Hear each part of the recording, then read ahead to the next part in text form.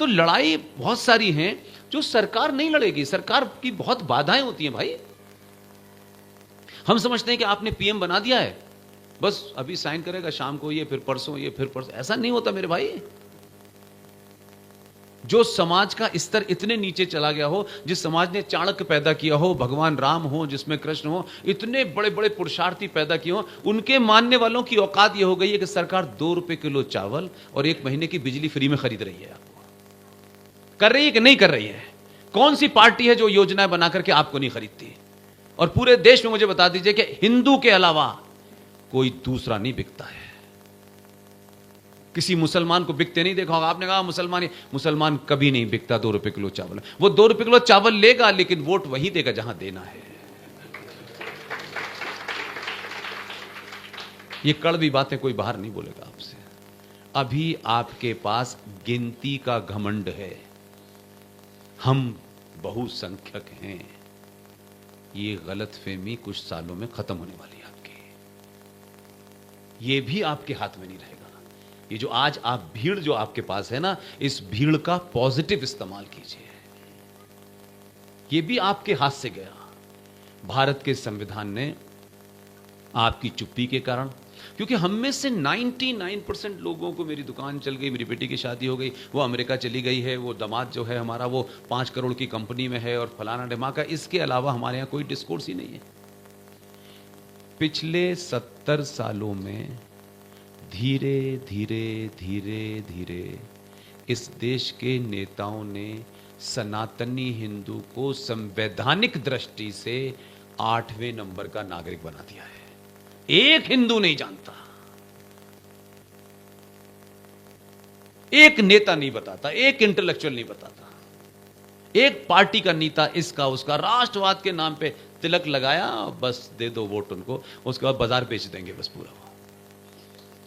You are 8th class citizen as far as the Constitution of India is concerned. If you add the parliament in that, parliament में जो जघन्य अपराध हुए हैं उसमें 99 समझ ये जो नंबर 1 के मक्कार राष्ट्रवादी हैं ये शामिल थे। आपको कुछ नहीं बोलेंगे, आपको तो पता ही नहीं, तो आप सवाल ही नहीं पूछेंगे। आप तो जीएसटी के बारे में बात करेंगे।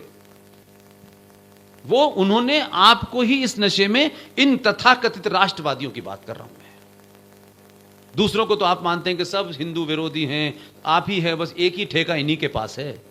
इनके बैठे हुए when they were 123 in the parliament, सरकार मेजॉरिटी में नहीं थी। 2013 में 123 बैठे थे, ये कुंडली लगा लगा के लंबी लंबी, बड़े बड़े बाल, ये गेरुआ बस पहने हुए हमारे 4-4, 5-5 एमपी बैठे हुए थे पार्लियामेंट में। कान बंद थे क्या? या दिख नहीं रहा था कि सारा ज्ञान शास्त्रों का हिंदुओं को ही देना है?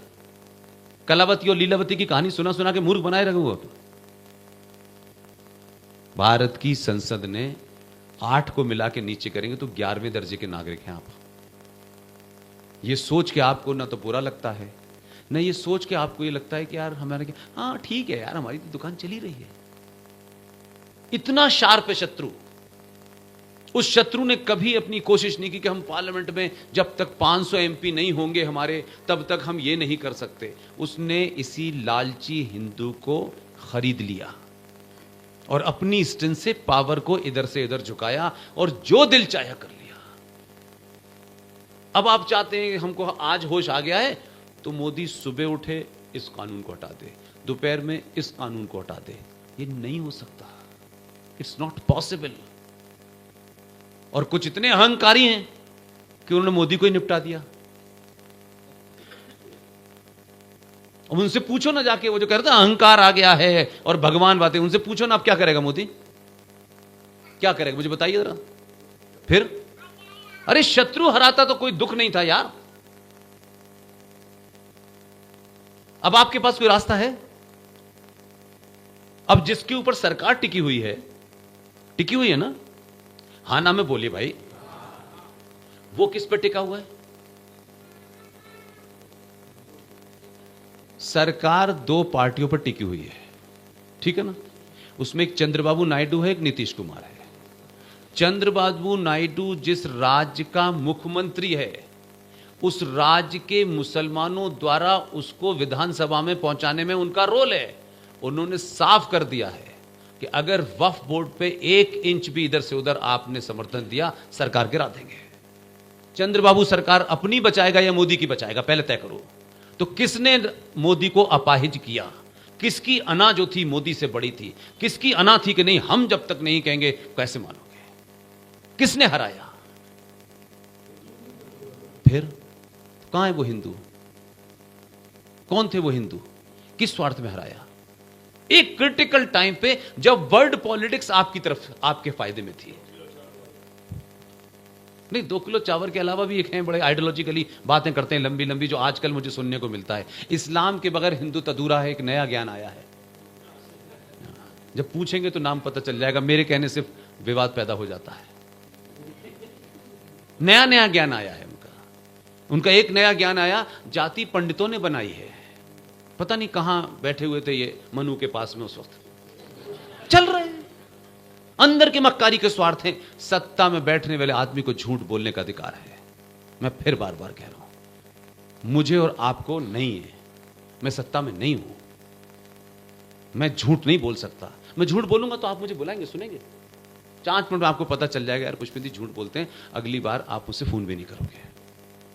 इसलिए मुझे ताली बजाओ मत बजाओ, आई एम नॉट इंटरेस्टेड, लेकिन जो ओरिजिनल फैक्ट है मैं उसी की बात करूंगा। वो कितना भी बड़ा आदमी हो, मुझे कोई फर्क नहीं पड़ता। मैंने गांधी को नहीं छोड़ा कल, और गांधी को तथ्यों पे मैंने झूठा करार किया, भावनात्मक नहीं किया कि गांधी को गाली दे दो।